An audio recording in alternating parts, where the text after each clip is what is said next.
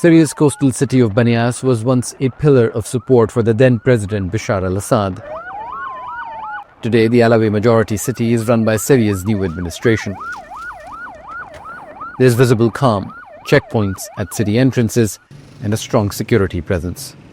When we entered the city a year ago, the situation was tragic. Infrastructure was destroyed and security branches terrified people. We removed that fear and restored peace and security. But that calm was shaken in March when a wave of violence swept Syria's coast and parts of the west and centre. United Nations investigators suspect war crimes were committed. Government forces and former regime fighters, known as remnants, are accused of killings, torture and mutilation of bodies. Damascus responded by increasing security and promising justice for minorities.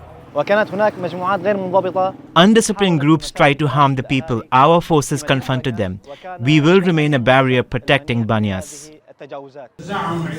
In Aleppo, Syria held its first public trial linked to those coastal events. Affected families wept as charges of murder, inciting sectarian violence, theft and assault were read out. Judges called the proceedings a historic step towards justice and transparency. Yet after 14 years of war, tens of thousands of Syrians are still waiting for accountability. In the north, tensions remain unresolved. In March, Damascus and the US-backed Syrian Democratic Forces signed a US-brokered deal to integrate the SDF into the state and army. But the agreement's vague terms have stalled its implementation and clashes have resumed.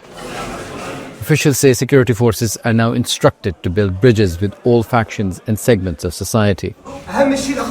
This police commander is addressing the incoming shift. Traffic police are reminded to show dignity, respect, and avoid corruption. Externally, Syria faces growing pressure from Israel. Israeli incursions have grown more frequent and violent. Dozens of Syrians have been taken. Officials here describe them as abductions, not arrests. Israel has also struck Damascus, violated Syrian airspace, and declared support for Druze factions in the south. From the destruction of 14 years and the ongoing wars, Syria's military is trying to come up with a unified command. And while most factions have agreed, some are still not convinced. That includes fighters in Suwayda. Here, nearly 250,000 people have been displaced by ongoing violence. Bedouin and Druze fighters stand accused of brutal crimes against civilians. We're on the outskirts of the city of Suwayda, the last government-held position, which is a flashpoint between government and forces loyal to Druze fighters. That's the south of Syria. In the west, there have been ongoing tensions with Alawi fighters. In north, positions held by Kurdish factions backed by the United States are also under threat. And that gives you a security situation which is compounded by Israel's ongoing aggressions on Syrian territory. Osama, Javaid, Al Jazeera, Suwayda.